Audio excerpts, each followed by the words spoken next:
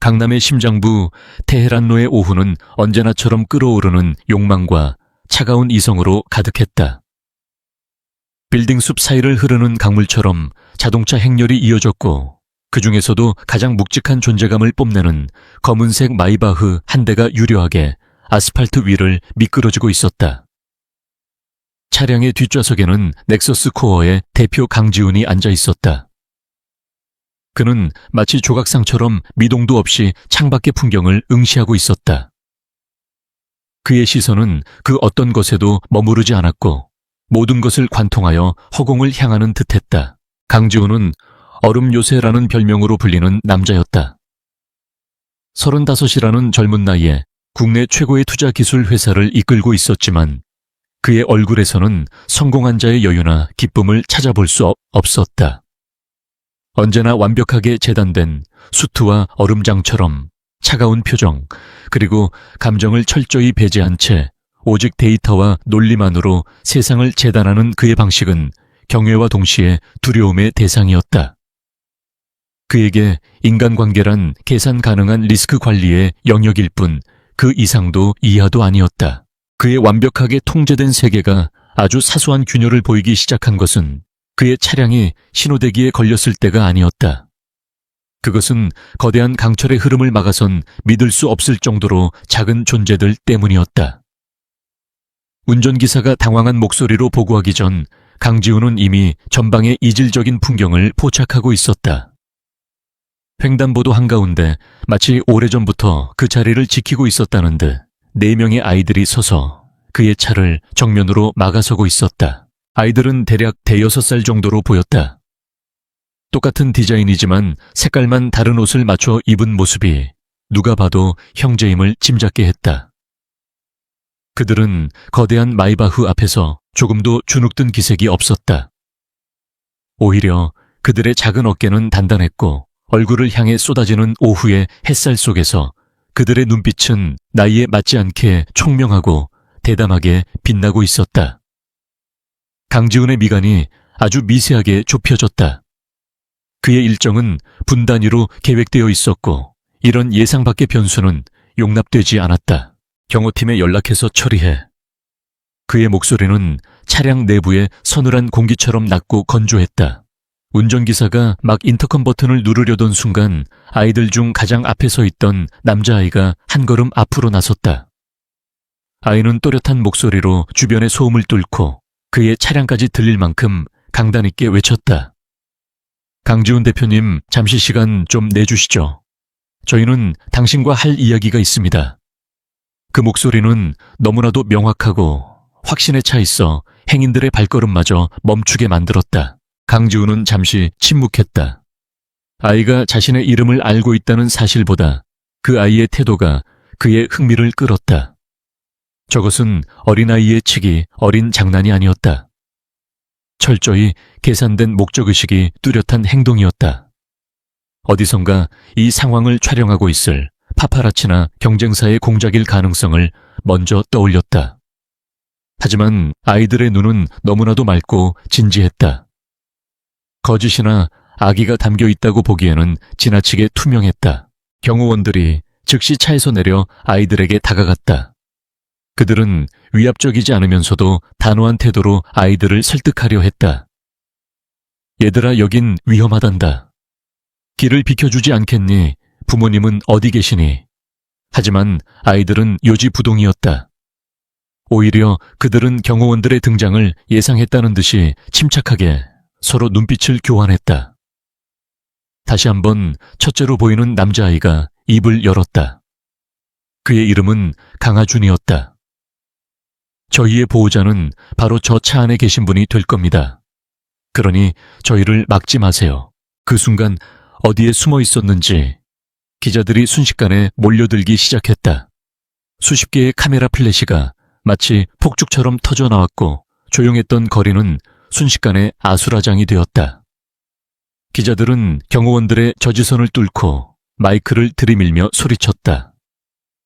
강지훈 대표님, 이 아이들은 누구입니까? 아이들이 당신을 아빠라고 부르는데 사실입니까? 넥서스 코어에 숨겨진 스캔들입니까? 질문들은 날카로운 파편처럼 강지훈의 고요한 세계에 꽂혔다. 강지훈은 여전히 표정 변화 없이 앉아 있었다. 그의 머릿속에서는 이미 수만 가지 경우의 수가 시뮬레이션 되고 있었다. 이 상황을 가장 빠르고 효율적으로 해결하는 방법. 첫째 아이들을 무시하고 떠난다. 하지만 이는 냉혈한 CEO 아이들을 버리다라는 자극적인 헤드라인을 낳을 것이다. 둘째 경호원들을 시켜 강제로 아이들을 해산시킨다. 이는 더 심각한 역풍을 맞을 수 있다. 셋째 차에서 내려 아이들과 대화한다. 이것은 기자들에게 좋은 먹잇감을 던져주는 꼴이다. 그가 결정을 내리지 못하고 있는 짧은 순간, 두 번째 아이, 똑 부러져 보이는 여자아이가 품에서 작은 태블릿 PC를 꺼내 들었다. 아이의 이름은 강서아였다. 그녀는 익숙한 손놀림으로 화면을 몇 번 터치하더니 그것을 가장 가까이 있는 카메라를 향해 들어 보였다. 화면에는 놀랍게도 5년 전 강지훈의 사진과 한 여인의 사진이 나란히 편집되어 있었다. 그리고 그 아래에는 유전자 검사 예측 일치율 99.99%라는 문구가 선명하게 박혀 있었다. 과학적인 근거는 충분해요. 저희는 감정에 호소하는 게 아니라 사실을 전달하러 온 거예요. 서아의 목소리는 하준이만큼 크지는 않았지만 그 내용은 훨씬 더 폭발적이었다. 강지훈의 눈이 처음으로 크게 흔들렸다. 5년 전 그의 기억 속에서 통째로 도려내고 싶은 지독한 배신감과 상실감으로 얼룩진 그 시간. 사진 속 여자는 분명 그가 아는 얼굴이었다. 한때 그의 얼어붙은 심장을 유일하게 녹였던, 그리고 결국 가장 깊은 상처를 남기고 떠났던 여자 한서연이었다. 그의 심장이 쿵 하고 무겁게 내려앉는 듯 했다. 어떻게 저 아이들이 한서연을 알고 5년 전의 일을 아는 거지? 그리고 저 말도 안 되는 유전자 검사 예측은 또 무엇인가? 그의 머릿속은 혼란으로 가득 찼지만 겉으로는 여전히 평정심을 유지하려 애썼다. 그는 자신의 감정이 얼굴에 드러나는 것을 극도로 경계하는 사람이었다. 감정은 곧 약점이었고 약점은 언제나 적에게 이용당하기 마련이었다. 그때 세 번째 아이, 유난히 사람 좋은 미소를 짓고 있는 남자아이가 경호원에게 다가가 말을 걸었다. 아이의 이름은 강도윤이었다. 아저씨, 많이 당황하셨죠? 저희도 아빠를 이렇게 만나게 될 줄은 몰랐어요. 하지만 꼭 필요한 일이었어요. 저희 아빠. 아니, 강지훈 대표님은 마음이 많이 아픈 분이거든요. 저희가 고쳐드려야 해요. 아이의 말은 너무나도 순수하게 들렸지만 그 내용은 사람의 마음을 꿰뚫어 보는 듯한 깊이가 있었다. 노련한 경호원조차 순간 말문이 막힌 듯 아이를 멍하니 바라보았다. 마지막으로 조용히 세 명의 언니 오빠, 뒤에 서 있던 막내 여자아이 간예린이 조용히 입을 열었다. 그녀는 강지훈의 차를 똑바로 응시하며 말했다. 차가 멈춘 지 6분 28초가 지났어요. 대표님의 평균 의사결정 시간은 1분 30초. 지금 대표님은 평소보다 4배 이상 혼란스러워하고 있어요. 하지만 괜찮아요. 저희가 도와줄 거니까요. 아이의 분석은 소름이 돋을 정도로 정확했다. 강지훈은 마치 자신의 머릿속을 해킹당한 듯한 기분이 들었다. 그는 마침내 결심했다. 이 아이들은 평범하지 않다.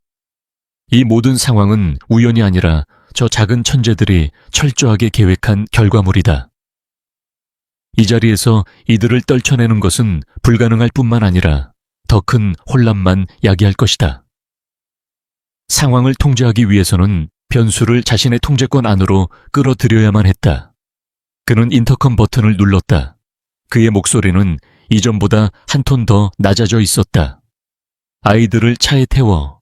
운전기사와 경호원들은 놀랐지만 그의 명령에 이의를 제기하지 않았다. 그것은 강지훈의 세계에서 불문율이었다. 경호원들이 길을 열자 4명의 아이들은 조금도 망설이지 않고 당당하게 마이바흐를 향해 걸어왔다. 마치 개선 장군처럼. 기자들의 플래시는 더욱 광적으로 터져나왔고 사람들의 웅성거림은 최고조에 달했다. 아이들이 차에 오르기 직전 리더인 하준이 뒤를 돌아 카메라를 향해 선언하듯 말했다. 오늘부터 저희의 아빠 만들기 프로젝트가 공식적으로 시작됩니다. 모두 지켜봐 주세요. 차문이 닫히자 바깥 세상의 모든 소음이 거짓말처럼 차단되었다. 마이바흐 내부는 다시 완벽한 정적이 흘렀다. 하지만 이전의 그 정적과는 질적으로 달랐다. 이전이 텅 빈 고요함이었다면 지금은 폭풍전야의 팽팽한 긴장감이 감도는 침묵이었다.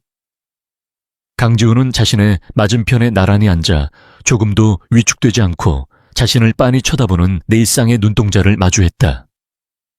아이들의 눈빛은 제각기 달랐다.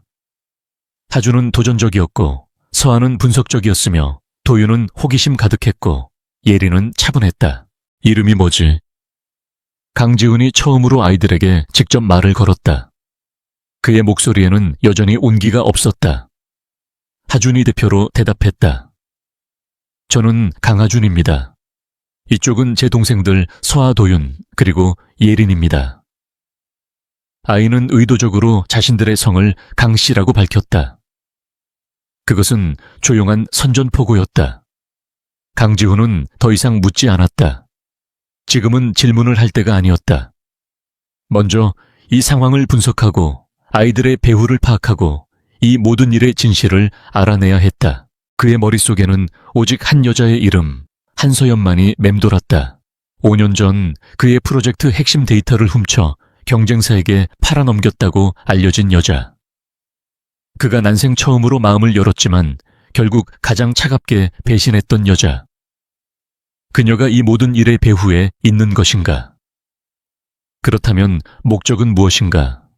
돈 복수 아니면 정말로 이 아이들이 그의 아이들이란 말인가? 강지훈은 차갑게 고개를 저었다.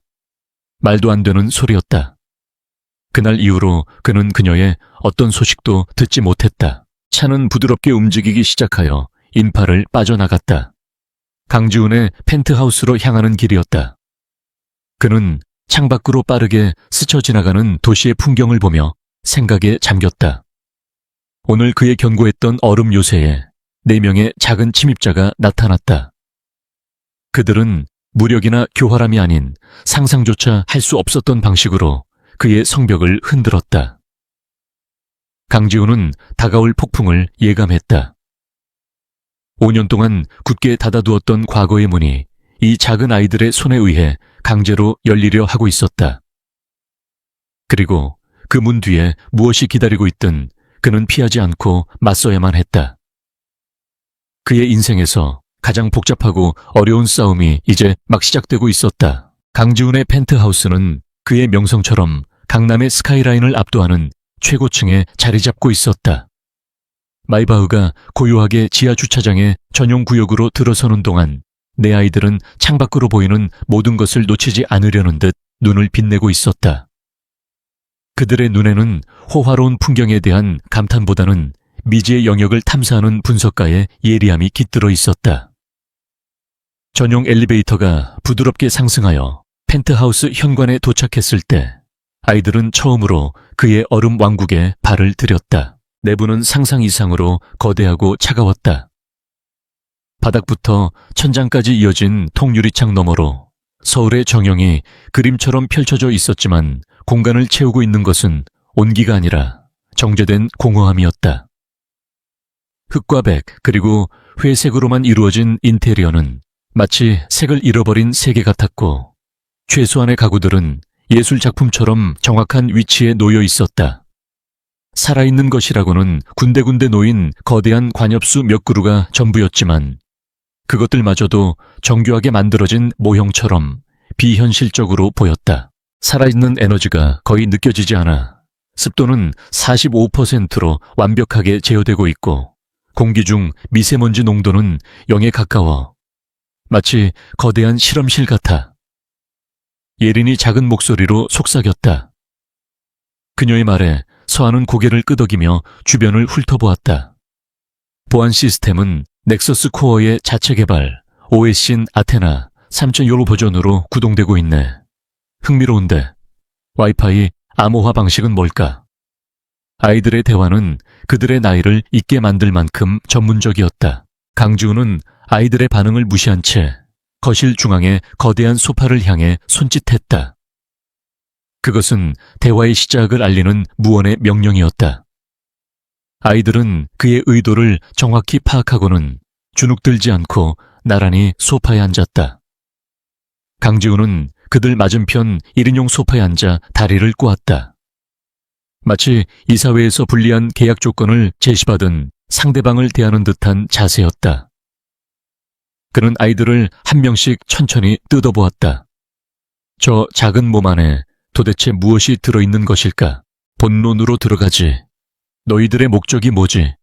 돈인가 배우는 누구지? 한서연 그 여자가 시킨 건가? 그의 질문은 얼음 송곳처럼 날카로웠다. 그는 아이들을 동등한 협상 상대로 대하고 있었다. 어린애 취급을 하며 어르고 달래는 것은 아무런 의미가 없다는 것을 이미 간파했기 때문이다. 그는 아이들의 반응을 통해 배우 세력의 의도를 읽어내려 했다. 하지만 그의 예상과 달리 아이들은 전혀 당황하지 않았다. 리더인 하준이 침착하게 대답했다. 저희의 목적은 처음부터 분명히 말씀드렸습니다. 강지훈 씨를 저희 아빠로 만드는 겁니다. 돈은 필요 없습니다. 넥서스 코어의 기업 가치를 고려할 때 저희 4명의 상속 지분만으로도 평생 쓰고 남을 테니까요. 그리고 배우는 없습니다. 이 모든 것은 저희 팀 클로버의 독자적인 작전입니다. 아이의 입에서 나온 상속 지분이라는 단어에 강지훈은 순간 할 말을 잃었다. 저 아이는 자신이 무슨 말을 하는지 정확히 알고 있었다. 증거도 없이 그런 헛소리를 믿을 거라 생각했나. 강지훈이 냉소적으로 받아쳤다. 그의 이성은 여전히 이 모든 상황을 거부하고 있었다. 이것은 잘짜아인 사기극이어야만 했다. 그렇지 않다면 지난 5년간 그가 믿어왔던 모든 것이 그를 지탱해왔던 배신감이라는 감정의 기반 자체가 무너져 내리는 것이었다. 그는 그런 혼란을 감당할 준비가 되어 있지 않았다. 그의 말에 소아가 다시 태블릿 PC를 꺼내 들었다. 아까 보여드린 유전자 정보 예측은 저희가 강지훈 씨의 공개된 의료 정보와 어머니의 유전 정보를 기반으로 자체 개발한 알고리즘을 통해 분석한 결과입니다. 물론 법적 효력은 없겠죠. 그래서 다른 증거를 준비했어요. 그녀는 화면을 돌려 강지훈에게 보여주었다. 화면에는 오래된 음성 파일의 파형이 나타나 있었다. 서아가 재생 버튼을 누르자 거실에는 한 여자의 다정한 목소리가 울려 퍼졌다. 그것은 자장가였다. 한 번도 들어본 적 없는 낯선 멜로디였지만 어딘가 익숙한 느낌을 주는 선율이었다. 그리고 그 자장가를 부르는 목소리는 의심의 여지 없이 5년 전 한서연의 목소리였다. 강지훈의 심장이 다시 한번 차갑게 내려앉았다. 그의 표정은 여전히 변화가 없었지만 굳게 쥔 주먹의 손마디가 하얗게 변해가고 있었다. 그는 그 멜로디를 알고 있었다.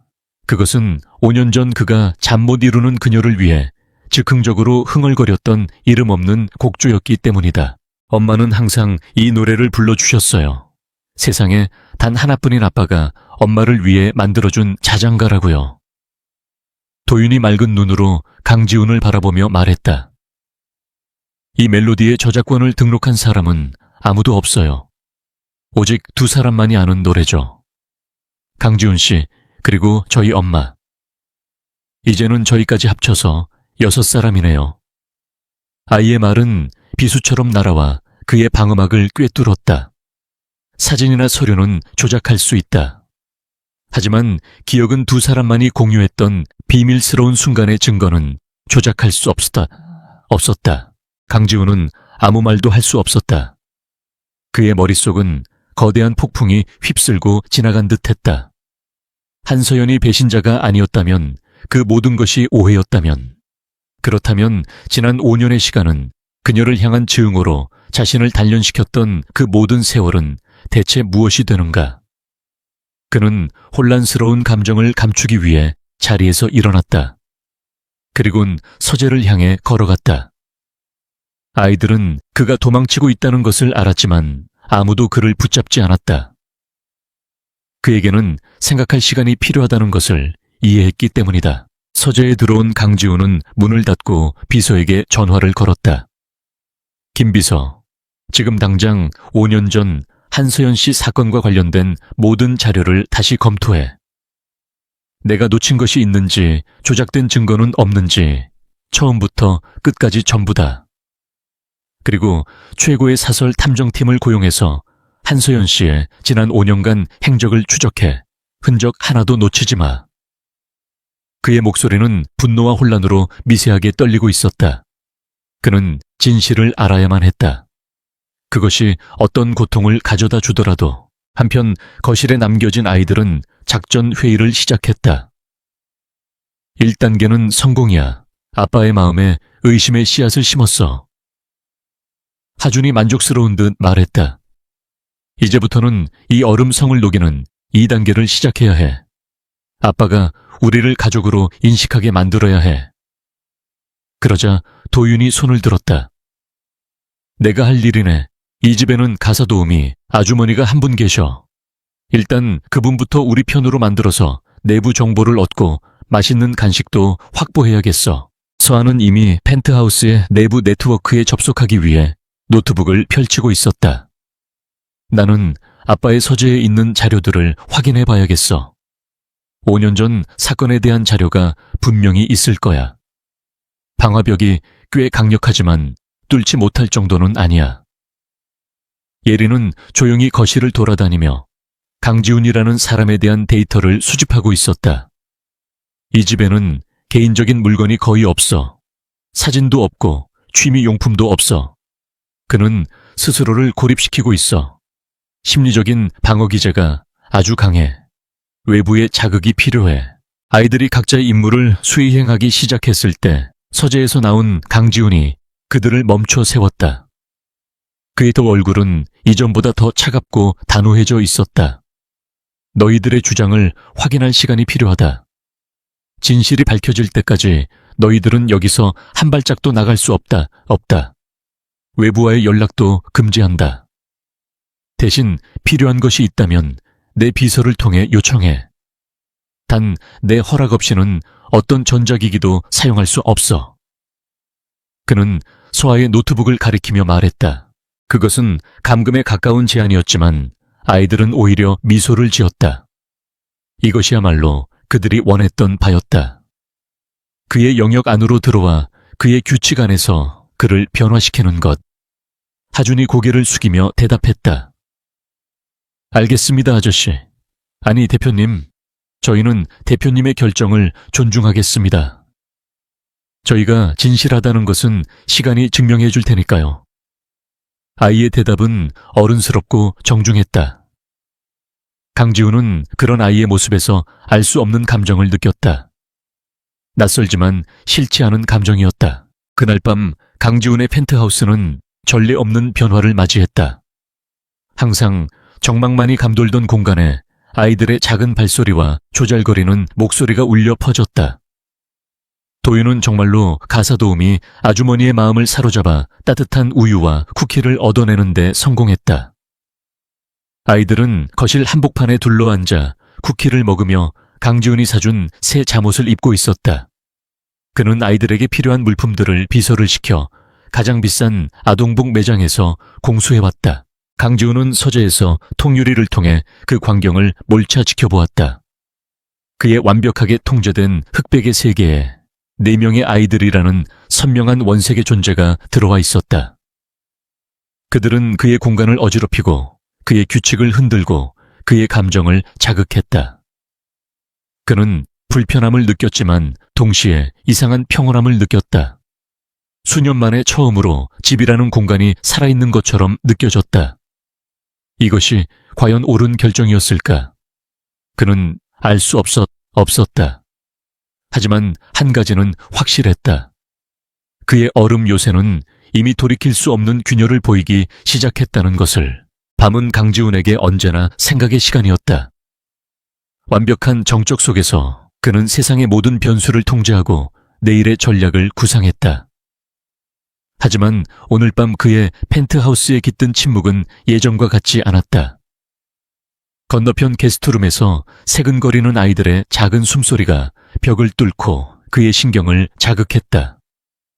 그는 서재의 거대한 의자에 앉아 텅 빈 모니터를 응시했지만 그의 머릿속은 온갖 기억의 파편들로 소란스러웠다. 특히 아이들이 들려준 자장가 멜로디는 잊으려 해도 잊히지 않고 뇌리에서 계속 맴돌았다.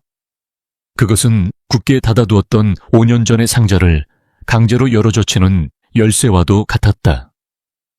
그의 눈앞에 한 여자의 얼굴이 희미하게 떠올랐다. 총명함으로 반짝이던 눈 연구에 대해 이야기할 때면 열정으로 상기되던 뺨, 그리고 가끔씩 자신을 향해 짓던 수줍은 미소. 한서연. 그녀는 강지훈의 흑백 세상에 뛰어든 유일한 총천연색의 존재였다. 그는 그녀를 자신의 연구소에서 처음 만났다. 인공지능 개발 분야에 촉망받는 신의 연구원이었던 그녀는 언제나 자신감 넘치고 당당했다. 강지훈은 처음에는 그녀의 재능만을 높이 샀다. 하지만 함께 프로젝트를 진행하며 밤을 새우는 날이 많아지면서 그는 데이터와 알고리즘 너머에 있는 그녀의 따뜻한 인간미에 점차 빠져들었다. 얼음 같던 그가 누군가에게 마음을 열기 시작한 것은 생전 처음 있는 일이었다. 어느 늦은 밤 중요한 프레젠테이션을 앞두고 극도의 긴장감 때문에 잠들지 못하는 그녀를 위해 그는 자신도 모르게 멜로디를 흥얼거렸다. 특별한 의미가 있는 곡은 아니었다. 그저 떠오르는 대로 읊조린 즉흥적인 곡조였다. 하지만 그녀는 그 노래를 듣고 아이처럼 평온하게 잠이 들었다. 다음 날 그녀는 그에게 말했다. 어젯밤 노래 정말 좋았어요. 세상에 하나뿐인 나만의 자장가네요. 그 말을 하며 웃던 그녀의 얼굴이 아직도 선명했다. 그에게는 생소했던 마음이 따뜻해지는 감정이었다. 그러나 그 행복은 오래가지 않았다. 어느 날 갑자기 넥서스 코어의 차세대 AI 프로젝트의 핵심 기술이 경쟁사인 미라지 테크로 유출되는 사건이 터졌다. 모든 증거가 한서연을 범인으로 지목하고 있었다. 그녀의 개인 컴퓨터에서 데이터가 유출된 흔적이 발견되었고 그녀의 비밀 계좌로 거액의 돈이 입금된 기록까지 나왔다. 강지훈은 믿을 수 없었다. 하지만 빼도 박도 못하는 증거 앞에서 그의 믿음은 산산조각 났다. 그가 느낀 것은 단순한 실망이 아니었다. 그것은 세상 전체에 대한 배신감이었다. 유일하게 마음을 열었던 사람에게서 가장 깊은 상처를 받은 그는 다시는 그 누구도 믿지 않겠다고 다짐했다. 그는 자신의 마음 주위에 더 높고 두꺼운 얼음 성벽을 쌓아 올렸다. 한서연은 그날 이후로 모든 연락을 끊고 종적을 감췄다. 강지훈은 그녀가 돈을 받고 해외로 도피했을 것이라 생각했다. 그리고 지난 5년 동안 그는 단 한 번도 그녀를 다시 떠올리지 않으려 애썼다. 하지만 이제 그녀의 아이들이라고 주장하는 4명의 천재들이 그의 눈앞에 나타났다. 그리고 그들은 그와 그녀만이 아는 비밀의 노래를 증거로 내밀었다. 만약 아이들의 말이 사실이라면 5년 전의 그 사건은 그가 알고 있는 것과 전혀 다른 진실을 품고 있을지도 모른다. 누군가 의도적으로 그녀에게 죄를 뒤집어 씌우고 두 사람 사이를 갈라놓은 것이라면 생각은 꼬리에 꼬리를 물고 이어졌고 밤은 더욱 깊어졌다. 다음 날 아침 강지훈은 평소보다 훨씬 더 차갑고 날카로운 기운을 내뿜으며 회사에 출근했다. 그는 도착하자마자 자신의 그림자이자 가장 유능한 신복인 김민준 비서를 호출했다. 김 비서는 한치의 오차도 없는 모습으로 그의 앞에 섰다. 부르셨습니까, 대표님? 강지훈은 잠시 그를 말없이 응시했다. 김민준 비서는 그가 넥서스 코어를 설립할 때부터 함께 해온 유일한 사람이었다. 그라면 믿고 맡길 수 있었다. 김 비서, 지금부터 내가 하는 말은 절대적인 보안을 유지해야 하네. 자네 외에는 아무도 알아서는 안 돼. 강지훈의 낮은 목소리에 김비서는 긴장하며 고개를 끄덕였다. 5년 전 퇴사한 한서연 연구원에 대해 다시 조사하게. 공식적인 기록뿐만 아니라 비공식적인 모든 흔적을 찾아.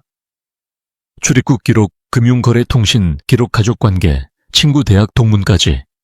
먼지 한 톨까지 샅샅이 뒤져서 지난 5년간 그녀가 어디서 무엇을 했는지 알아내야 하네. 김비서는 놀라움을 감추지 못했다. 한서연이라는 이름은 회사 내에서 금기어와도 같았다. 대표님에게 최악의 상처를 안겨준 배신자의 이름이었다. 그런데 5년이나 지난 지금 왜 다시 그 이름을 꺼내시는 것일까? 그는 궁금했지만 묻지 않았다. 그것이 그의 방식이었다. 알겠습니다. 즉시 착수하겠습니다. 그는 짧게 대답하고는 조용히 대표이사실을 나섰다. 그의 발걸음은 언제나처럼 빠르고 효율적이었다. 김 비서의 조사는 곧바로 시작되었다.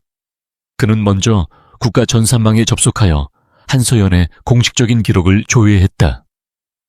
주민등록 가족관계 학적 경력. 하지만 화면에 뜨는 것은 해당 정보를 찾을 수 없습니다 라는 메시지뿐이었다. 마치 처음부터 존재하지 않았던 사람처럼 그녀의 모든 공식적인 기록이 깨끗하게 지워져 있었다. 김 비서는 불길한 예감을 느꼈다. 단순한 개인의 잠적이 아니었다. 이것은 누군가 의도적으로 개입한 흔적이었다. 그는 방향을 바꿔 그녀의 주변 인물들을 탐문하기 시작했다. 그녀가 졸업한 대학의 연구실 함께 일했던 동료 연구원들, 학창시절 친구들에게까지 연락을 취했다. 하지만 결과는 마찬가지였다. 대부분은 그녀와 연락이 끊긴 지 오래되었다고 말했고, 몇몇은 의도적으로 그녀에 대한 언급을 피하는 듯한 인상을 주었다. 마치 보이지 않는 압력에 의해 모두가 입을 맞춘 것처럼.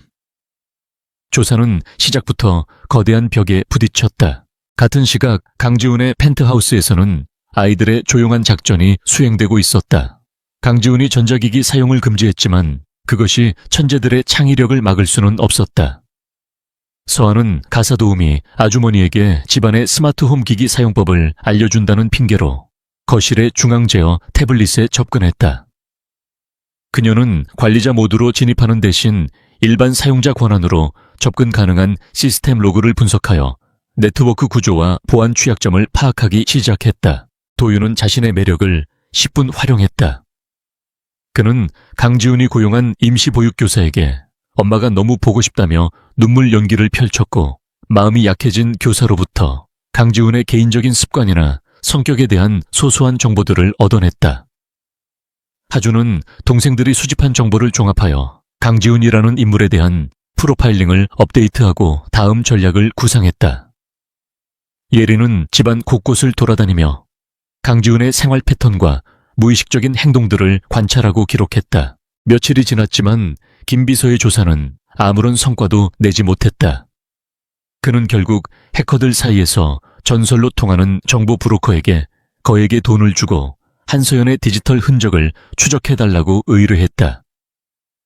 몇 시간 후 브로커로부터 충격적인 보고가 돌아왔다.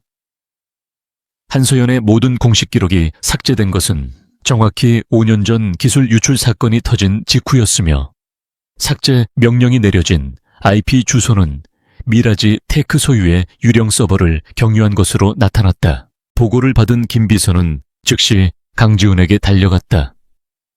대표님 찾았습니다. 그는 떨리는 목소리로 보고를 시작했다. 한서연 씨의 기록은 의도적으로 삭제되었습니다. 그리고 그 배후에는 미라지 테크가 있는 것으로 보입니다. 강지훈은 보고서를 받아들고 빠르게 훑어보았다. 그의 눈빛이 얼음처럼 차갑게 가라앉았다. 미라지 테크, 그의 숙적이자 5년 전 기술 유출 사건의 최대 수혜자였던 최진석 회장의 회사. 퍼즐 조각이 하나씩 맞춰지기 시작했다. 만약 한서연이 배신자가 아니라 희생양이었다면 최진석이 기술을 훔치기 위해 그녀에게 누명을 씌우고 그녀를 사회적으로 매장시킨 후 그녀의 모든 기록을 지워버린 것이라면 이 가설은 너무나 끔찍했지만 모든 정황과 완벽하게 들어맞았다. 강지훈은 주먹을 불끈 쥐었다. 만약 이것이 사실이라면 그는 지난 5년 동안 엉뚱한 사람을 증오하며 스스로를 학대해온 멍청이에 불과했다. 그리고 진짜 원수는 그의 등 뒤에서 웃고 있었을 것이다. 그날 밤 강지훈은 서재에서 펜트하우스의 CCTV 영상을 보고 있었다. 화면 속에서 아이들은 거실 소파에 모여 앉아 자기들끼리 속삭이며 무언가를 의논하고 있었다. 그 모습은 더 이상 그의 인생에 불쑥 끼어든 불청객이 아니었다. 어쩌면 저 아이들은 조작된 과거와 감춰진 진실을 밝혀줄 유일한 단서이자 그가 잃어버린 5년의 시간을 되찾을 수 있는 마지막 기회일지도 몰랐다. 그의 시선은 이제 아이들을 향한 의심이 아닌 복잡한 책임감과 미묘한 보호 본능으로 가득 차 있었다. 거대한 음모의 실체가 서서히 드러나기 시작했고 싸움은 이제부터가 진짜 시작이었다. 미라지테크의 회장실은 최진석이라는 남자의 욕망을 그대로 보여주는 공간이었다. 강지훈의 펜트하우스가 비어있는 미학을 추구한다면 이곳은 넘쳐 흐르는 과시욕으로 가득했다. 고가의 미술품들이 벽을 가득 채우고 있었고 거대한 원목 책상 위에는 순금으로 만든 문진이 번쩍였다. 최진석 회장은 최고급 가죽 의자에 몸을 파묻은 채 벽면을 가득 채운 대형 스크린에 떠있는 뉴스를 보고 있었다. 그의 입에는 비열한 미소가 걸려 있었다. 스크린 속에서는 며칠 전 강남 한복판에서 벌어진 소동이 반복해서 재생되고 있었다. 얼음 요새, 강지훈의 앞을 막아선 4명의 아이들, 그리고 그를 아빠라고 주장하는 아이들을 차에 태우는 그의 모습.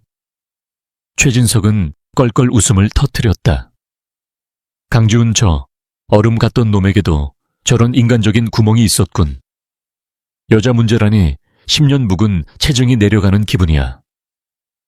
그는 자신의 오랜 라이벌이 공영에 빠진 것을 진심으로 즐기고 있었다. 그에게 강지훈은 언제나 눈의 가시 같은 존재였다. 자신보다 젊고 더 혁신적이며 시장의 판도를 바꾸는 기술을 끊임없이 선보였다. 5년 전 넥서스 코어의 AI 기술을 훔쳐 미라지 테크를 한 단계 도약시키는 데 성공했지만 그럼에도 강지훈은 무너지지 않고 회사를 더욱 단단하게 키워냈다. 최진석은 강지훈의 그런 점이 늘 불쾌했다. 어떻게든 그를 끌어내리고 싶었다. 그리고 마침내 그럴 기회가 온 것 같았다. 비서실장. 최진석이 나지막이 부르자 그림자처럼 서 있던 중년의 남자가 한 걸음 다가왔다. 예, 회장님. 비서실장은 최진석의 수족이자 온갖 더러운 일을 처리해주는 해결사였다. 저 아이들 꽤 재미있지 않나. 강지훈의 발목을 잡을 좋은 미끼가 될 것 같아. 언론사에 연락해서 강지훈의 문란한 사생활, 숨겨진 아이들, 나타나 같은 자극적인 제목으로 기사를 좀 뿌리게. 넥서스 코어 주가가 조금 출렁이면 재미있을 테니. 비서실장이 막 명령을 수행하려 돌아섰을 때 최진석이 화면을 확대했다. 그의 시선이 아이들의 얼굴에 하나씩 머물렀다. 처음에는 흥미롭게 보던 그의 표정이 점차 굳어지기 시작했다. 어딘가 익숙한 얼굴이었다. 특히 둘째인 여자아이의 야무진 표정과 막내 여자아이의 차분한 눈매는 그의 기억 속 깊은 곳에 묻어두었던 한 여자를 떠올리게 했다. 잠깐, 그의 목소리가 날카로워졌다. 그는 태블릿을 들어 무언가를 검색하기 시작했다. 화면에 한 여자의 5년 전 프로필 사진이 떴다. 한서연. 그는 그 사진과 스크린 속 아이들의 얼굴을 번갈아 보았다. 너무나도 닮아 있었다. 최진석의 얼굴에서 미소가 완전히 사라졌다. 그의 등줄기를 타고 차가운 식은땀 한 줄기가 흘러내렸다. 설마. 아니, 그럴 리가 없었다. 그 여자는 아이를 가질 수 없는 몸이었다. 분명히 그렇게 알고 있었다. 5년 전 최진석은 넥서스 코어의 AI 기술을 절실히 원했다. 그는 한서연에게 몇 번이나 거액을 제시하며 이직을 권유했지만 그녀는 단호하게 거절했다. 그녀의 눈에 비친 자신은 그저 돈만 많은 속물일 뿐이었다. 그 오만한 눈빛에 자존심이 상한 최진석은 그녀를 손에 넣을 수 없다면 차라리 부숴버리기로 결심했다. 그는 그녀에게 산업 스파이라는 누명을 씌워 강지훈의 곁에서 떼어놓고 사회적으로 완전히 매장시켜버렸다. 그는 그녀가 절망에 빠져 자신에게 무릎 꿇고 도움을 청하러 올 것이라 예상했다. 하지만 그녀는 그의 예상과 달리 흔적도 없이 사라져버렸다. 그는 뒷조사를 통해 그녀가 선천적으로 임신이 어려운 체질이라는 것까지 알아냈었다. 그래서 그는 그녀가 어딘가에서 조용히 숨어 살고 있을 것이라 대수롭지 않게 여겼다. 그는 자신의 영향력을 이용해 그녀의 모든 공식적인 기록을 삭제하며 사건을 완벽하게 묻었다고 생각했다. 하지만 눈앞의 아이들은 그의 완벽했던 시나리오에 나타난 치명적인 오류였다. 만약 저 아이들이 정말 한서연과 강지훈의 아이들이라면 이것은 단순한 스캔들이 아니었다. 강지훈이 5년 전 사건의 진실을 파헤치기 시작할 것이고 모든 화살은 결국 자신을 향하게 될 것이다. 자신이 묻어버린 과거의 유령이 4명의 아이들이라는 실체를 가지고 그의 제국을 위협하기 위해 돌아온 것이다. 이런 시발, 그는 나지막이 욕설을 내뱉었다. 상황의 심각성을 깨달은 그의 눈빛이 차갑게 변했다. 비서실장 계획 변경이다. 그는 이전보다 훨씬 더 낮고 위험한 목소리로 말했다. 언론 플레이는 그대로 진행하되 방향을 좀 더 악의적으로 바꿔. 한서연이라는 이름을 슬쩍 흘려. 5년 전 기술 유출 사건으로 해고된 불명 예스러운 연구원이라고. 그녀가 돈을 노리고 아이들을 사주해 강지훈에게 접근한 파렴치한 사기꾼이라고 여론을 만들어. 그리고 당장 우리 쪽 사람들을 풀어서 저 아이들과 한서연의 행방을 찾아. 강지훈보다 한 발 빨라야 한다. 아이들에 대해서는 사소한 것 하나까지 전부 알아내. 뭘 좋아하고 뭘 무서워하는지까지도.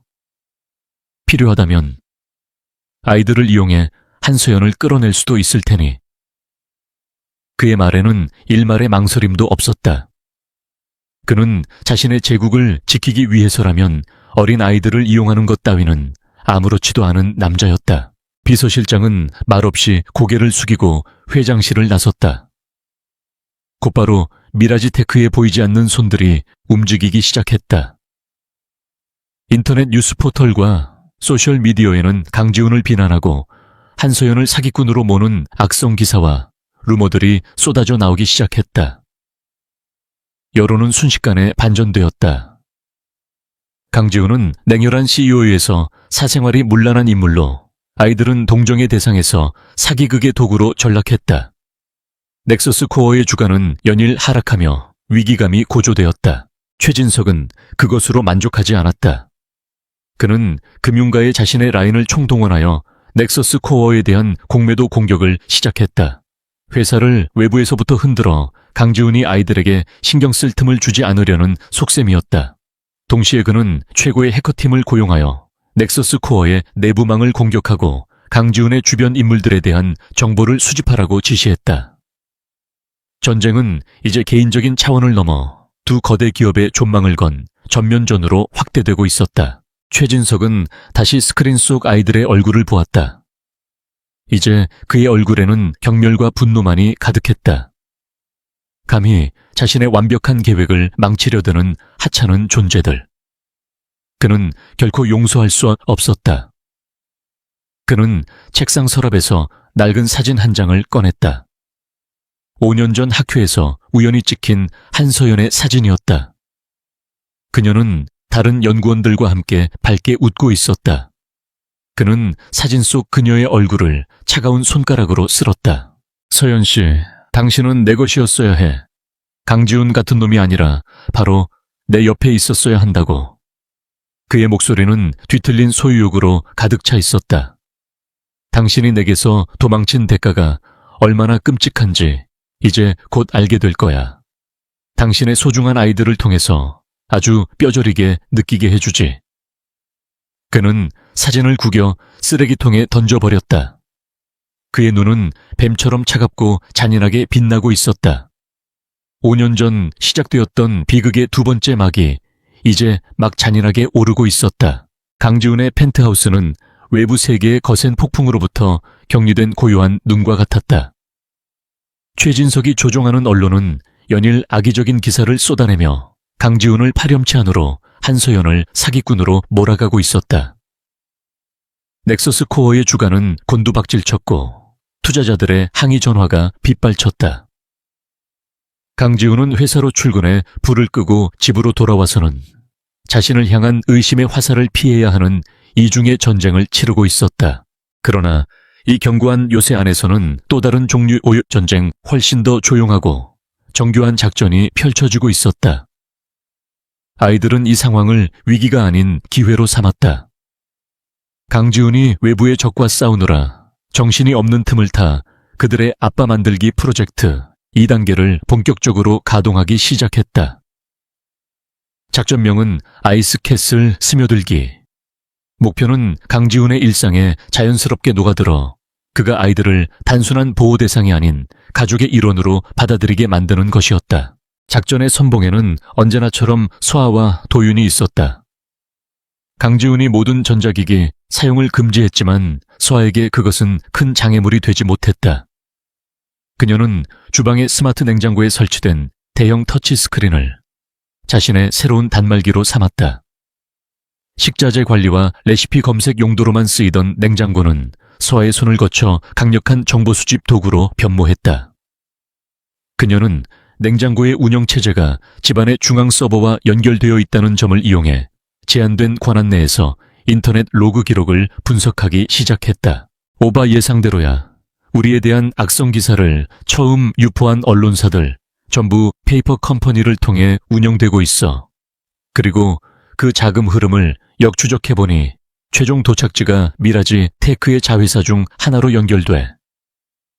서아는 냉장고 화면에 복잡한 흐름도를 띄워놓고 하준에게 보고했다. 하준은 팔짱을 낀 채 심각한 표정으로 흐름도를 분석했다. 최진석 회장 생각보다 더 치밀하고 악랄한 사람이군. 아빠를 사회적으로 고립시키려는 속셈이야. 반면 도윤은 인간적인 측면에 집중했다. 그는 집안의 가사 도우미와 임시 보육교사에게 특유의 친화력으로 접근했다. 그는 그들에게 엄마 이야기를 들려주며 동정심을 유발하는 동시에 강지훈에 대한 질문을 교묘하게 섞어 던졌다. 아저씨는 원래부터 저렇게 화난 사람처럼 보여요. 밥은 항상 혼자 드세요. 웃는 건 본 적이 없어요. 아이의 순진한 질문에 어른들은 무심코 강지훈의 사적인 정보들을 털어놓았다. 정보 브리핑, 목표물 코드네임. 아이스맨은 하루 평균 수면 시간이 4시간 미만 식사는 대부분 거르거나 서재에서 샌드위치로 해결. 가장 좋아하는 음식은 없음. 취미도 없음. 유일하게 감정 변화를 보이는 순간은 5년 전 사건 관련 보고를 받을 때라고 함. 도윤이 첩보원처럼 진지하게 보고하자 하준은 고개를 끄덕였다. 좋아, 정보는 충분히 모였어. 이제 실행에 옮긴다. 오늘 저녁 우리는 아빠와 함께 저녁 식사를 한다. 그날 저녁 강지훈이 지친 몸을 이끌고 펜트하우스로 돌아왔을 때 그는 평소와 다른 광경에 걸음을 멈췄다. 한 번도 사용한 적 없어 먼지만 쌓여가던 거대한 대리석 식탁 위에 정갈하게 음식이 차려져 있었다. 그리고 4명의 아이들이 마치 오랫동안 그를 기다렸다는 듯이 자리에 똑바로 앉아 있었다.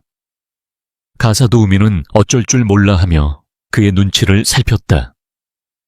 아이들이 대표님과 꼭 같이 식사를 하고 싶다고 해서 강지훈의 첫 반응은 귀찮음이었다. 그는 서재에서 보고서를 보며 대충 끼니를 때울 생각이었다. 하지만 자신을 향해 반짝이는 8개의 눈동자를 마주하자 차마 거절의 말을 내뱉을 수 없었다. 그는 난생 처음으로 자신의 집 식탁에 앉았다. 어색한 침묵 속에서 식사가 시작되었다. 수저 부딪히는 소리만이 어색하게 울려 퍼졌다. 그 침묵을 깬 것은 예린이었다. 아저씨는 젓가락질을 할 때 4번째 손가락이 미세하게 떨리는 습관이 있어요. 모두의 시선이 강지훈의 손으로 향했다. 실제로 그의 손가락은 아주 약하게 떨리고 있었다. 그 자신도 의식하지 못했던 습관이었다. 엄마의 기록에 따르면 그건 아저씨가 극도로 집중하거나 스트레스를 받을 때 나타나는 무의식적인 반응이래요. 요즘 많이 힘드세요. 예린의 말에 강지훈은 순간 동작을 멈췄다. 한서연이 자신의 그런 사소한 버릇까지 기억하고 아이들에게 말해주었단 말인가. 그의 마음속에서 무언가 단단했던 것이 녹아내리는 기분이 들었다. 그는 아이들을 바라보았다. 하준의 단호한 눈매는 자신을 닮았고 서아의 지적인 호기심은 그녀를 닮았다. 도윤의 사람을 끄는 미소와 예린의 날카로운 관찰력 또한 그녀의 모습과 겹쳐 보였다. 아이들은 더 이상 정체불명의 침입자가 아니었다. 그들은 자신과 한소연의 과거가 만들어낸 살아있는 증거였다. 그는 자신도 모르게 아이의 질문에 대답했다. 조금 피곤할 뿐이다. 그날 이후 펜트하우스의 풍경은 조금씩 변해갔다. 아이들은 의도적으로 강지훈의 동선에 나타나 작은 교류를 만들어냈다. 아침에는 현관 앞에서 회사 잘 다녀오세요 아빠 라고 인사를 했고 저녁에는 그가 좋아하는 클래식 음악을 거실에 틀어놓고 기다렸다. 강지훈은 여전히 무뚝뚝했지만 그들의 행동을 억지로 막지는 않았다. 그의 얼음성에는 서서히 사람의 온기가 스며들기 시작했다. 어느 날 밤 강지훈은 최진석의 공매도 공격을 방어하기 위한 전략회의를 마치고 새벽이 되어서야 집으로 돌아왔다. 그는 거실에 불이 켜져 있는 것을 보고 미간을 찌푸렸다. 거실 소파에는 아이들이 옹기종기 모여 잠들어 있었다. 그들 옆에는 서아가 몰래 사용한 태블릿 PC가 놓여 있었고 화면에는 미라지 테크와 악성 기사를 유포한 언론사 간의 자금 흐름을 분석한 복잡한 다이어그램이 떠 있었다. 아이들은 그를 기다리다 지쳐 잠이 든 것이었다. 강지훈은 잠든 아이들의 얼굴을 가만히 내려다보았다. 세상 모르고 잠든 모습은 영락없는 5살짜리 아이들이었다. 하지만 그 작은 머릿속에는 어른들도 감당하기 힘든 진실을 담고 있었고 그 작은 어깨에는 엄마의 명예를 되찾고 아빠를 구하겠다는 무거운 짐을 짊어지고 있었다. 그는 자신도 모르게 손을 뻗어 마디인 하준의 머리를 쓸어주었다. 그 순간 하준이 잠결에 뒤척이며 중얼거렸다. 엄마, 아빠는 우리가 지킬게. 강지훈의 심장이 쿵하고 내려앉았다. 그는 조용히 침실로 들어가 가장 두껍고 부드러운 담요를 가져와 아이들의 몸 위에 덮어주었다. 서늘했던 펜트하우스의 공기가 조금은 따뜻해진 것 같았다. 그는 아이들 옆 소파에 조용히 앉아 태블릿 화면을 응시했다. 아이들이 분석해놓은 자료는 그가 며칠 밤낮으로 매달려도 찾기 힘들었던 최진석의 약점을 정확히 찌르는 핵심적인 증거였다. 그는 허탈한 웃음을 지었다. 그는 혼자 싸우고 있는 것이 아니었다. 그의 곁에는 세상에서 가장 작지만 가장 강력한 4명의 지원군이 있었다. 강지훈은 결심했다. 더 이상 과거에 얽매여 방어만 하고 있지 않겠다. 이제는 방역할 시간이었다. 최진석에게 그가 건드린 것이 무엇인지 그 대가가 얼마나 끔찍한지 뼈저리게 느끼게 해줄 것이다. 그는 더 이상 넥서스 코어의 냉정한 CEO 강지훈만이 아니었다. 그는 이제 내 아이의 아빠로서 자신의 가족을 지키기 위해 싸워야만 했다. 얼음 요새의 주인은 마침내 성문을 열고 세상 밖으로 나아갈 준비를 하고 있었다. 강지훈의 서재는 더 이상 그 혼자만의 고독한 사령부가 아니었다. 밤이 깊어지자 서재의 거대한 홀로그램 테이블 위로 복잡한 데이터와 네트워크 지도인물 관계도 등이 화려하게 펼쳐졌다. 강지훈은 테이블의 한쪽에 서 있었고 그의 맞은편에는 4명의 아이들이 나란히 서서 각자의 태블릿을 통해 데이터를 분석하고 있었다. 며칠 사이 이들은 단순한 보호자와 아이들의 관계를 넘어 공동의 목표를 가진 하나의 팀 클로버로 거듭나 있었다. 미라지 테크의 여론 조작 패턴을 분석해봤어요. 특정 키워드를 중심으로 악성 루머를 생성하고 수십 개의 유령 계정을 통해 확산시키는 방식이에요.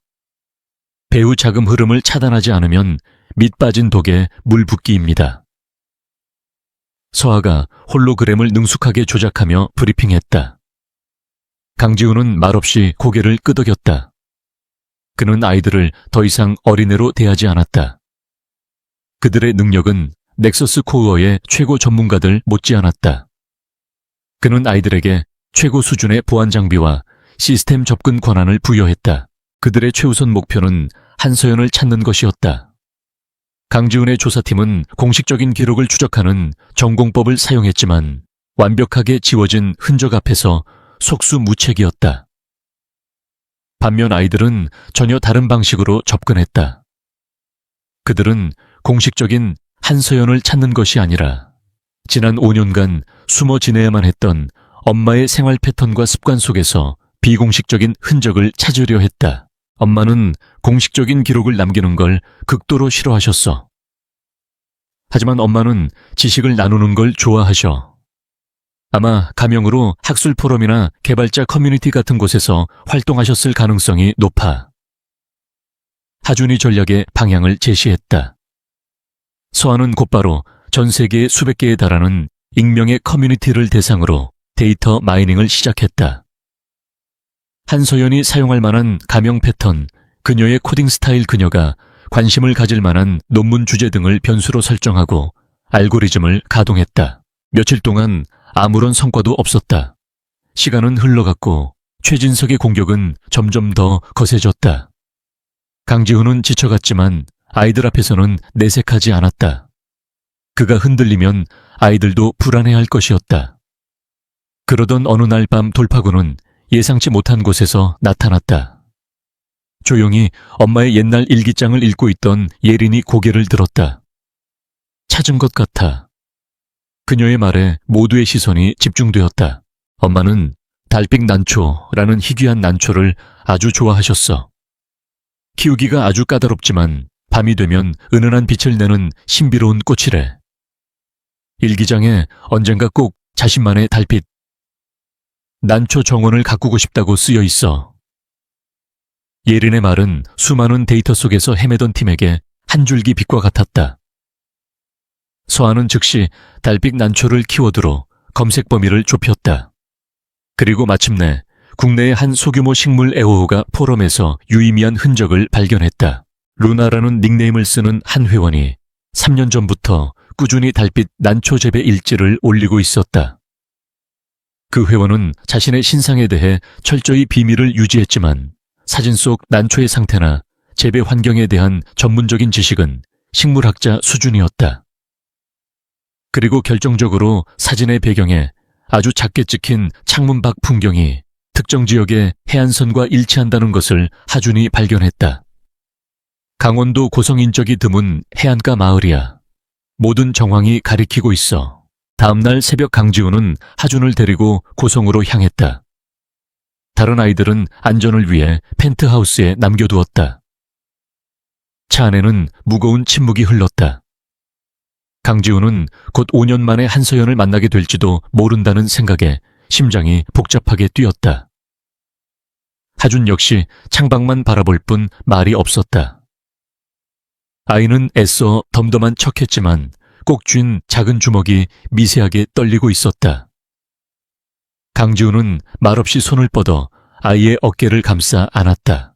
몇 시간을 달려 도착한 마을은 세상의 끝처럼 고요하고 평화로웠다. 그들은 위성사진과 대조하여 찾아낸 해안가 절벽 끝에 홀로 떨어져 있는 작은 집 앞에 섰다. 집의 정원에는 정말로 수십 포기의 달빛 난초가 신비로운 분위기를 자아내며 자라고 있었다. 강지훈은 심호흡을 하고 문을 두드렸다. 잠시 후 문이 조심스럽게 열리고 한 여자가 모습을 드러냈다. 5년의 세월이 흘렀지만 한눈에 알아볼 수 있었다. 한서연이었다. 그녀는 예전보다 수척해 보였지만 총명하게 빛나던 눈빛만은 그대로였다. 그녀는 강지훈을 보자마자 경악과 공포로 얼굴이 하얗게 질렸다. 그녀의 시선은 강지훈의 뒤에 서 있는 하준에게 닿았다. 하준아. 그녀는 반사적으로 아이를 자신의 등 뒤로 숨기려 했다. 그녀에게 강지훈의 등장은 5년간의 평화가 끝났음을 알리는 비극의 전령사나 다름없었다. 최진석이 마침내 자신들을 찾아냈다고 생각한 것이다. 오랜만이군, 한서연 씨. 강지훈의 목소리는 스스로도 놀랄 만큼 잠겨 있었다. 얘기 좀 하지.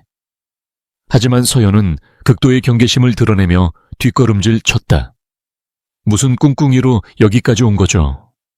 최진석 회장이 보냈나요? 5년 전처럼 또 뭘 뒤집어 씌우려고 우리를 그냥 내버려둬요. 제발. 그녀의 목소리는 절박함으로 떨리고 있었다.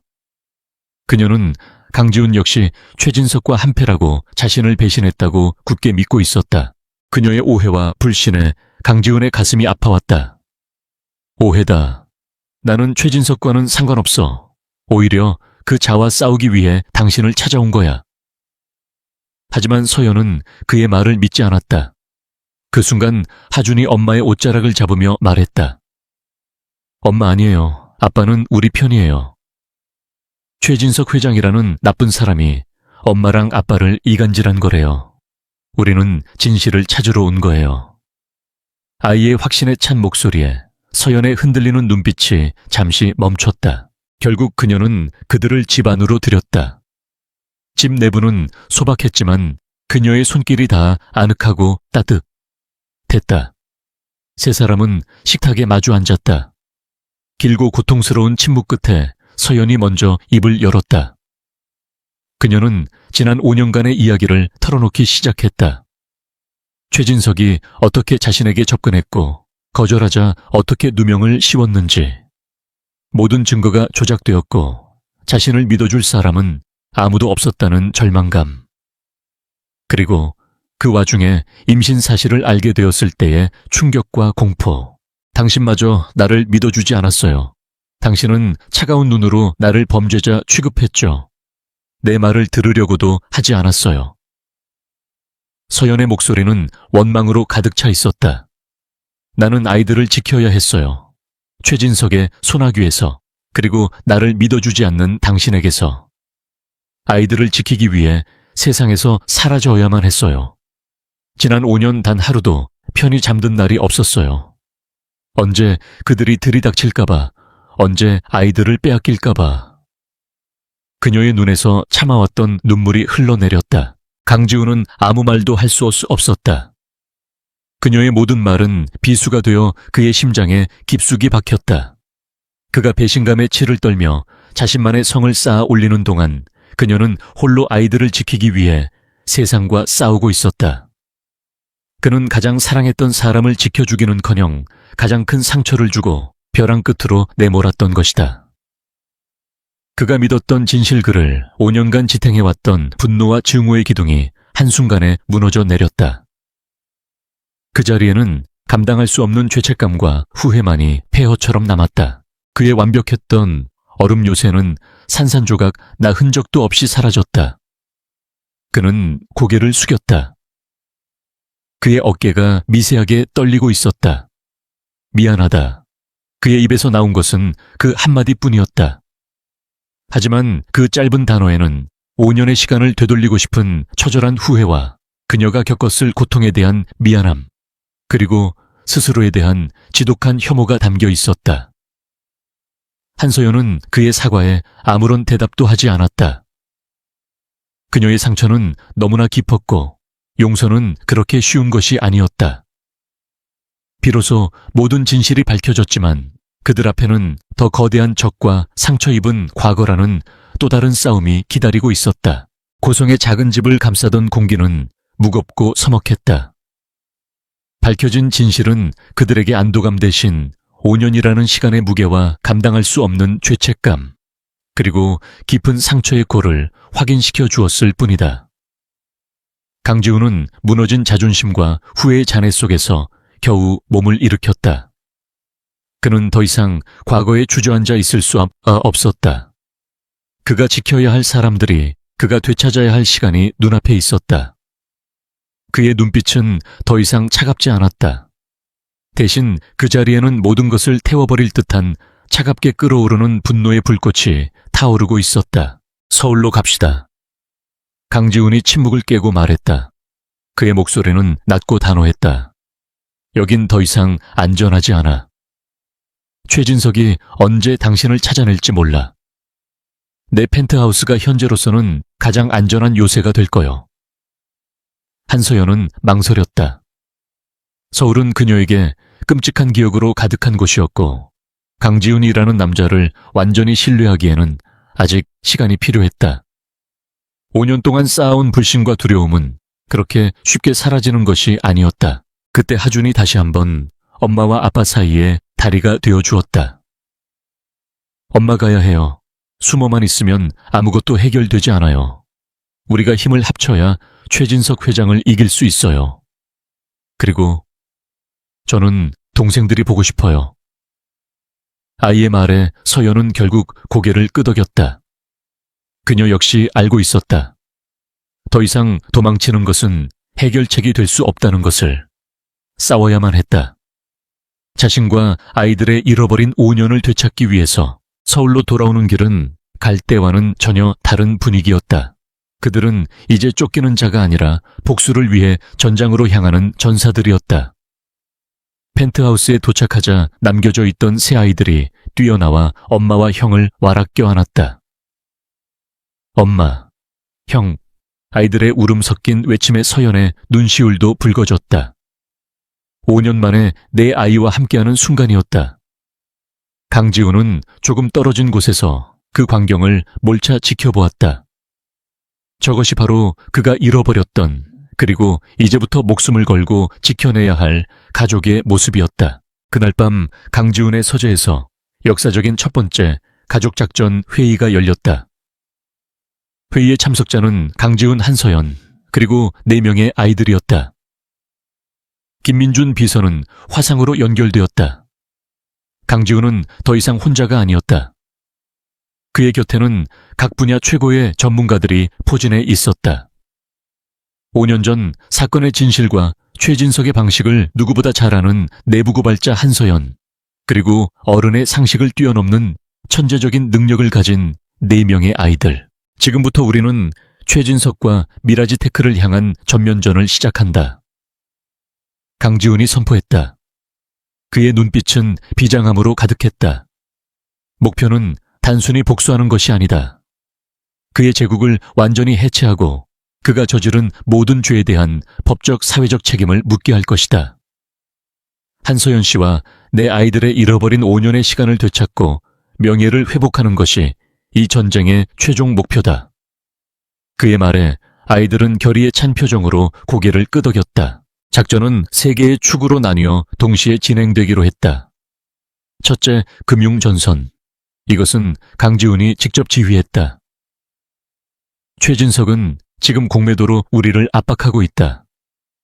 하지만 그것은 그의 자금력을 소모시키는 행위이기도 하다.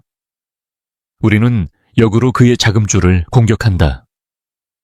김비서 미라지 테크와 거래하는 모든 은행과 투자사의 리스트를 작성해 그들의 약점을 파고들어 거래를 끊게 만들고 우리가 가진 모든 현금성 자산을 동원해 미라지 테크의 핵심 자회사에 대한 적대적 M&A를 시도한다. 둘째, 기술 전선. 이것은 한서연과 서아가 맡았다. 최진석이 5년 전에 훔쳐간 내 기술은 지금 미라지 테크의 핵심 서비스인 미라지 AI에 기반이 되어 있어요. 한서연이 입을 열었다. 그녀의 목소리는 차분했지만 강한 분노가 서려 있었다. 하지만 그 기술에는 나만이 아는 치명적인 보안 허점이 존재해요. 미완성 단계에서 탈취당했기 때문이죠.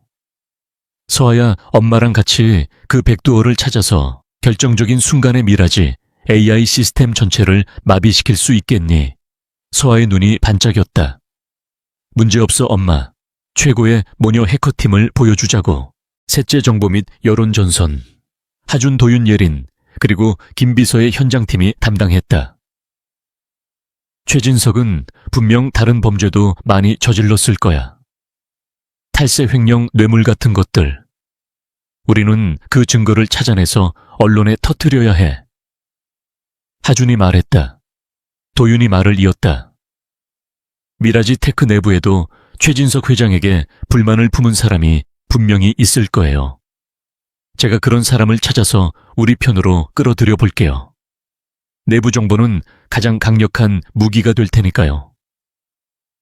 예리는 수집된 모든 정보를 분석하고 최진석의 심리적 약점을 파고드는 역할을 맡았다. 완벽한 작전 계획이었다. 각자의 능력을 최대한 활용한 입체적인 공격 계획에 모두가 동의했다.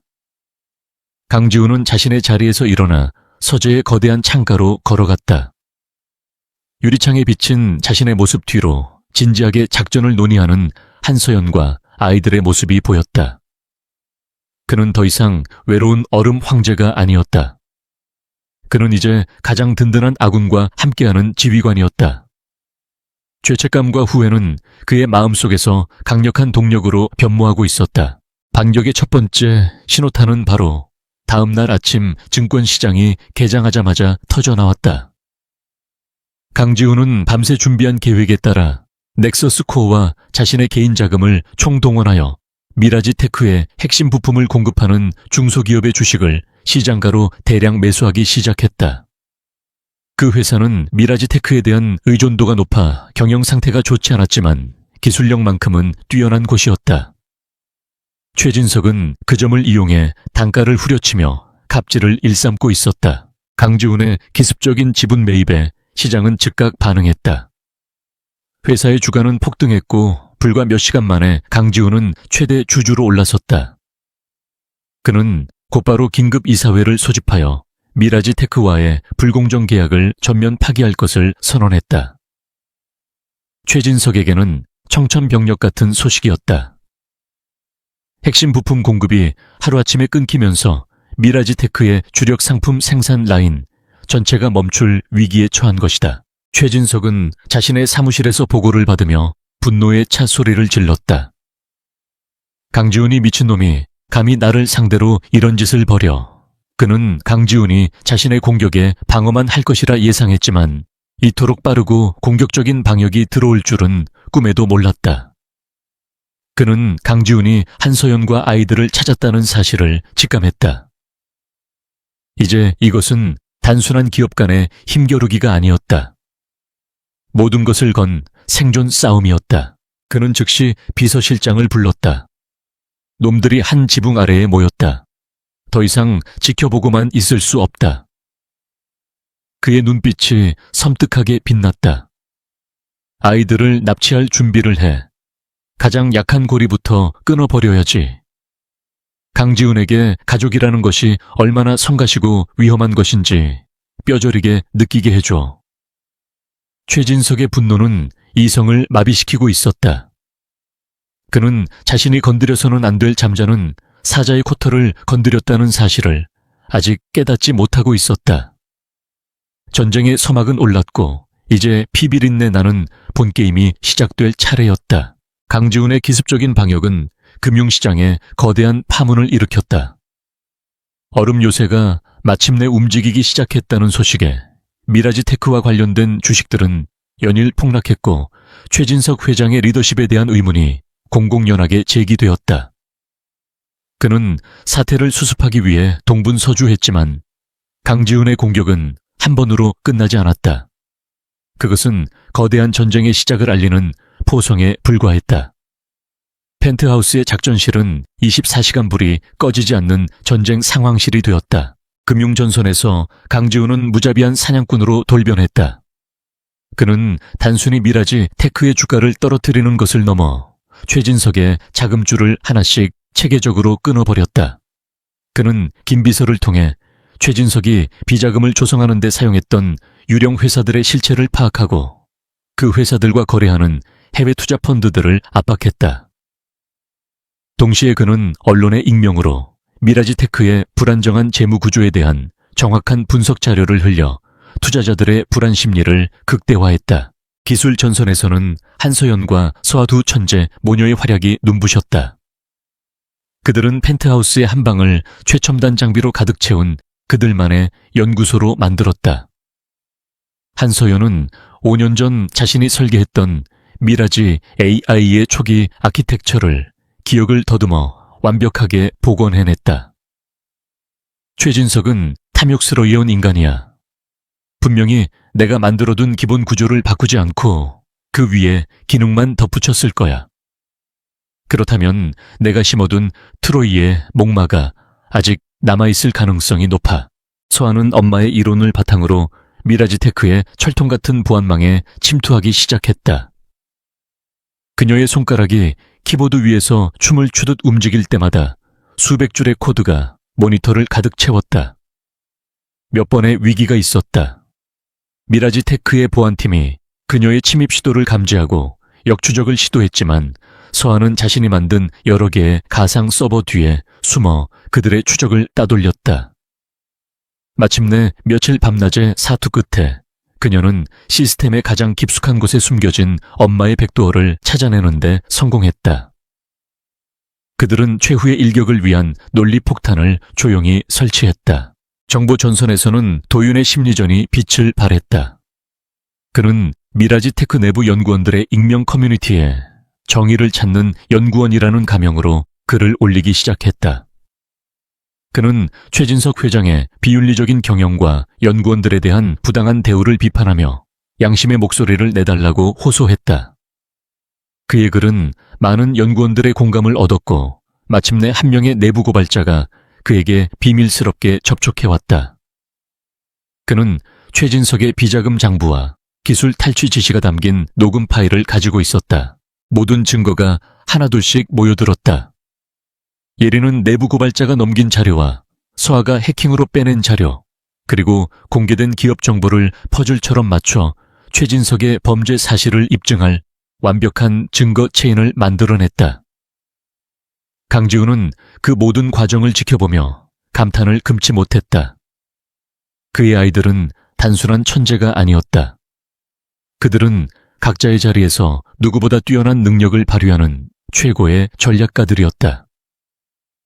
그는 이 싸움에서 반드시 이길 수 있다는 확신을 가졌다. 사방에서 조여오는 압박에 최진석은 이성을 잃어가고 있었다. 그는 자신이 코너에 몰리고 있다는 것을 깨달았다. 그가 믿을 수 있는 것은 이제 폭력적인 방법뿐이었다. 그는 비서실장을 통해 고용한 해결사들에게 아이들을 납치하라는 최종 명령을 내렸다. 강지훈이 가장 아끼는 것을 빼앗아와 그것만이 저놈을 협상 테이블로 끌어낼 수 있는 유일한 방법이다. 그의 목소리는 증오로 가득 차 있었다.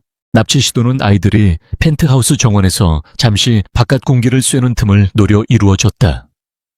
하지만 그들의 움직임은 이미 강지훈의 강화된 보안 시스템에 의해 모두 감시되고 있었다. 해결사들이 정원에 침입하는 순간 숨어있던 경호원들이 나타나 그들을 순식간에 제압했다. 아이들은 조금도 다치지 않았지만 눈앞에서 벌어진 폭력적인 상황에 크게 놀랐다. 강지훈은 뒤늦게 달려와 겁에 질린 아이들을 품에 꼭 안았다. 그의 분노는 하늘을 찔렀다. 최진석은 넘어서는 안 될 선을 넘었다. 결전의 날은 다가왔다. 매년 세계적인 IT 기업들이 모여 신기술을 발표하는 글로벌 테크 포럼. 올해 포럼의 기조연설은 공교롭게도 미라지 테크의 최진석 회장과 넥서스 코어의 강지훈 대표가 연달아 맡게 되었다. 최진석은 이 자리를 통해 추락한 회사의 이미지를 회복하고 새로운 AI 기술을 발표하여 위기를 정면 돌파할 생각이었다. 반면 강지훈과 팀 클로버에게 그곳은 최진석을 공개적으로 처형할 단두대였다. 포럼 당일 수백 명의 기자들과 투자자들 IT 전문가들이 행사장을 가득 메웠다. 먼저 단상에 오른 것은 최진석이었다. 그는 애써 여유로운 표정을 지으며 미라지 AI에게 혁신적인 미래에 대해 열변을 토했다. 연설의 하이라이트는 미라지 AI가 실시간으로 빅데이터를 분석하여 미래 주가를 예측하는 시연 장면이었다. 거대한 스크린의 복잡한 데이터들이 화려하게 펼쳐지자 사람들은 감탄을 쏟아냈다. 바로 그 순간이었다. 펜트하우스의 작전실에서 서아와 한서연이 동시에 엔터키를 눌렀다. 지금이야. 그들의 신호와 함께 최진석의 등 뒤 스크린에서 화려하게 움직이던 데이터들이 일순간 멈췄다. 그리고 화면 중앙에 붉은색 글씨로 선명한 문장이 나타났다. 이 기술은 5년 전 넥서스 코어의 한서연 연구원으로부터 탈취된 것입니다. 행사장은 순식간에 아수라장이 되었다. 사람들의 웅성거림과 카메라 플래시가 폭발했다. 당황한 최진석이 무대 뒤를 향해 소리치는 바로 그 순간, 행사장 내 모든 기자들의 휴대폰과 노트북으로 한 통의 이메일이 동시에 전송되었다. 발신인은 내부고발자 K. 이메일에는 최진석의 비자금 장부, 횡령 주가 조작, 기술 탈취, 지시 녹음 파일 등 그의 모든 범죄를 입증하는 자료들이 첨부되어 있었다. 그리고 다음 연설자인 강지훈이 조용히 단상 위로 올라섰다. 여러분, 방금 보신 것이 바로 진실입니다. 그의 낮고 차분한 목소리가 소란스러운 행사장을 압도했다. 그는 최진석을 향해 돌아섰다. 최진석 회장, 당신의 탐욕이 한 명의 천재적인 연구원의 인생을 어떻게 망가뜨렸는지, 그리고 당신의 거짓말이 지난 5년간 얼마나 많은 사람들을 고통스럽게 했는지 이제 그 대가를 치를 시간입니다. 그는 손에 든 태블릿을 들어보였다. 화면에는 최진석의 모든 범죄의 행각이 보기 쉽게 정리되어 있었다. 모든 것이 폭로되자 최진석은 완전히 이성을 잃었다. 그는 강지훈을 향해 달려들며 고함을 질렀다. 내 놈이 감히 이건 전부 조작이야. 저 계집과 짜고 버린 쇼라고. 그의 추악한 발악은 오히려 모든 것이 사실임을 증명하는 꼴이 되었다. 보안 요원들이 달려와 그를 끌어냈고 행사장 밖에서는 이미 검찰 수사관들이 그를 기다리고 있었다. 한 시대의 탐욕스러운 거인이 수많은 카메라 앞에서 비참하게 무너져 내리는 순간이었다. 강지훈은 무너진 최진석의 뒷모습을 차갑게 응시했다. 그는 승리했지만 기쁘지는 않았다. 너무나 길고 고통스러운 싸움이었다. 그는 주머니 속 휴대폰을 꺼냈다. 화면에는 하준이 보낸 짧은 메시지 한 통이 와 있었다. 임무 완수 아빠. 그 짧은 아빠라는 단어에 강지훈은 지난 5년간의 모든 고통과 오늘의 승리가 비로소 의미를 갖게 되었음을 느꼈다. 전쟁은 끝났다. 끝났다. 이제는 상처를 치유하고 잃어버린 가족의 시간을 되찾을 시간이었다. 글로벌 테크 포럼에서의 극적인 사건은 대한민국 전체를 뒤흔들었다. 최진석 회장의 몰락과 5년간 감춰져 있던 진실은 다음 날 모든 언론의 한 면을 장식했다. 세상의 여론은 하룻밤 사이에 180도 뒤바뀌었다. 냉혈한 CEO. 강지훈은 가족을 지키기 위해 거악과 싸운 영웅으로 희대의 사기꾼 한서연은 거대한 음모의 희생양이 된 비운의 천재로 재조명되었다. 그리고 이야기의 중심에는 강남의 내 쌍둥이 천재가 있었다. 아이들은 세상을 놀라게 한 거대한 복수극의 가장 사랑스러운 주인공이 되었다. 최진석의 제국은 모래성처럼 허무하게 무너져 내렸다. 그가 체포되자마자 미라지 테크의 주가는 휴지 조각이 되었고 연이어 터져나오는 그의 비리 혐의에 회사는 회생 불가능한 상태에 빠졌다. 그의 곁을 지키던 충신들은 등을 돌렸고 그가 쌓아 올린 모든 부와 권력은 신기루처럼 사라졌다. 법정에서 그는 모든 혐의를 부인하며 발악했지만 팀 클로버가 수집한 증거는 너무나도 완벽했다. 그는 결국 법의 엄정한 심판을 받게 되었다. 정의는 더디지만 반드시 제자리를 찾는다는 것을 보여주는 순간이었다. 외부의 전쟁은 끝났지만 강지훈과 그의 가족에게는 또 다른 종류의 폭풍이 몰아쳤다.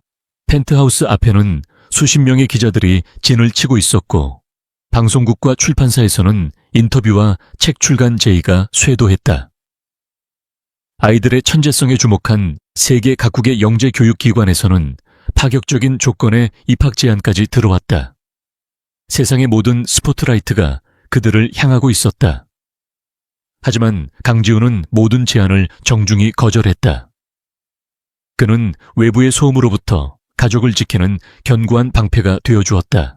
그에게는 세상의 관심이나 명예보다 더 중요한 일이 있었다. 그것은 바로 지난 5년간의 상처를 치유하고 진정한 가족으로 거듭나는 것이었다. 가장 먼저 풀어야 할 숙제는 한서연과의 관계였다.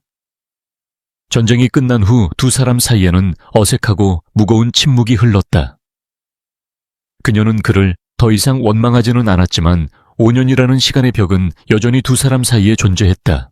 용서는 말처럼 쉬운 것이 아니었다. 어느 날 밤 아이들이 모두 잠든 후 강지훈은 조용히 그녀의 방을 찾아갔다. 그녀는 창가에 서서 서울의 야경을 내려다보고 있었다. 잠시 얘기 좀 할 수 있을까? 그의 목소리는 조심스러웠다. 한서연은 말없이 고개를 끄덕였다. 강지훈은 그녀의 옆에 나란히 섰다. 그는 오랫동안 준비한 말을 꺼냈다. 미안하다는 말로는 부족하다는 거 알아. 내가 저지른 실수는 어떤 말로도 되돌릴 수 없겠지. 별일 없겠지. 나는 당신의 재능이 아니라 당신이라는 사람을 믿었어야 했어. 내 오만함과 불신이 당신에게 얼마나 큰 상처를 줬는지 평생을 후회하고 속죄하며 살아가겠어. 그의 사과는 이전처럼 짧고 건조하지 않았다. 그의 목소리에는 뼈저린 후회와 진심이 담겨 있었다. 한서연은 오랫동안 창밖을 바라보다가 입을 열었다. 당신을 원망했어요. 세상 모두가 나를 비난해도 당신만은 나를 믿어줄 거라 생각했으니까. 하지만 동시에 무서웠어요. 당신이 나를 찾아낼까봐, 아이들을 빼앗길까봐. 지난 5년은 지옥이었어요. 그녀의 목소리는 담담했지만 그 안에는 깊은 슬픔이 배어 있었다. 이제 다 끝났어. 내가 약속하지. 2번 다시 당신과 아이들이 상처받는 일은 없을 거야. 내가 내 모든 것을 걸고 지켜주겠어. 강지훈이 말했다. 한서연은 그를 돌아보았다. 그의 눈에는 더 이상 얼음 같은 냉정함이 없었다. 대신 그 자리에는 따뜻한 진심과 굳은 결의가 자리 잡고 있었다. 그녀는 희미하게 미소를 지었다. 완벽한 용서는 아니었지만 새로운 시작을 위한 작은 가능성의 문이 열리는 순간이었다. 강지훈은 아이들에게도 진정한 아빠가 되기 위해 노력하기 시작했다. 하지만 수십억짜리 계약을 성사시키는 것보다 5살짜리 아이들의 마음을 얻는 것이 훨씬 더 어렵다는 것을 그는 곧 깨달았다. 그는 아이들을 위해 난생 처음으로 주방에 들어가 아침 식사를 만들려다 팬케이크를 새까맣게 태워 주방을 연기로 가득 채우는 대참사를 일으켰다.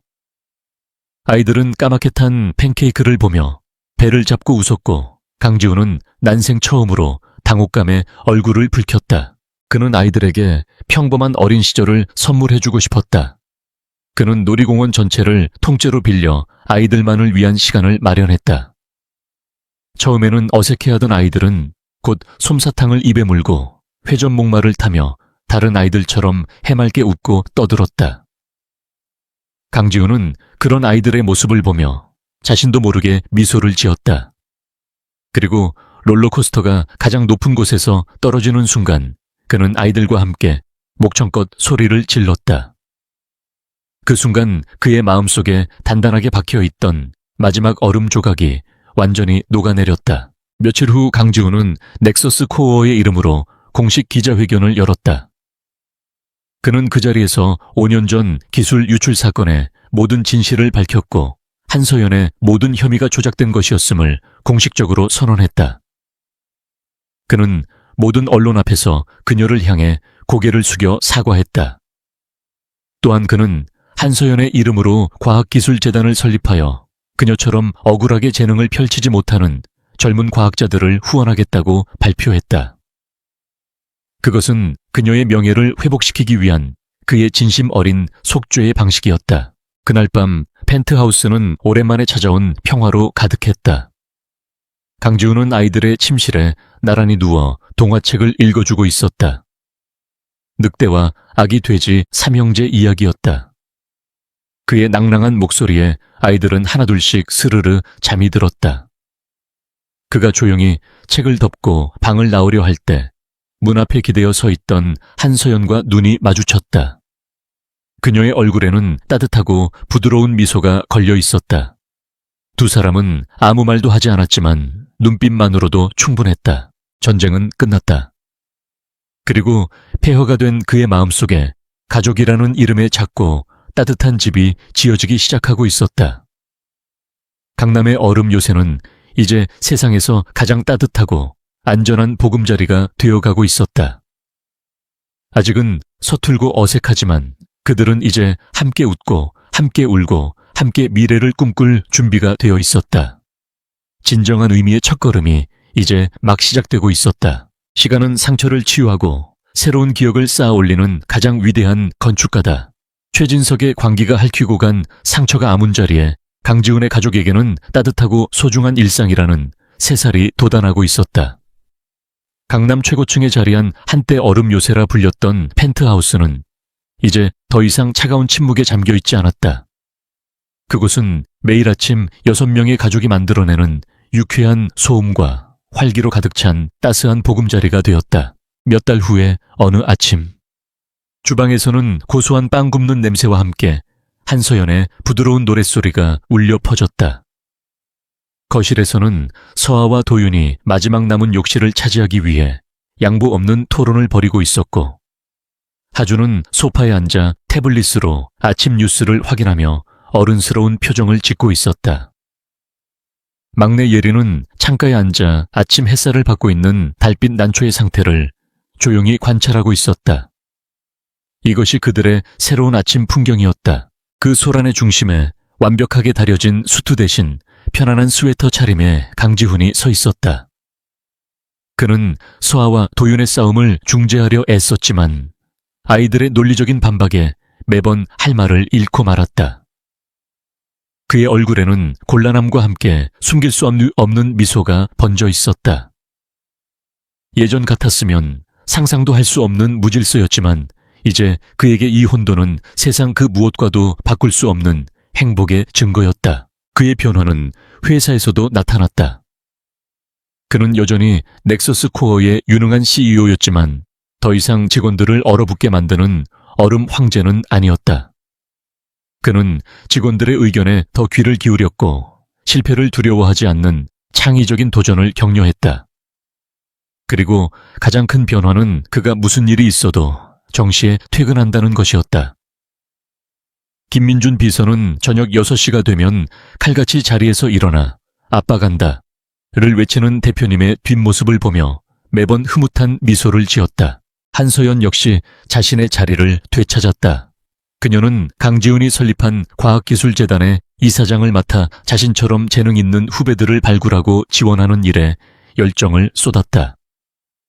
때로는 넥서스 코어의 특별 고문 자격으로 AI 개발에 참여하며 여전히 녹슬지 않은 천재성을 뽐냈다. 그녀는 더 이상 과거의 상처에 갇힌 피해자가 아니었다.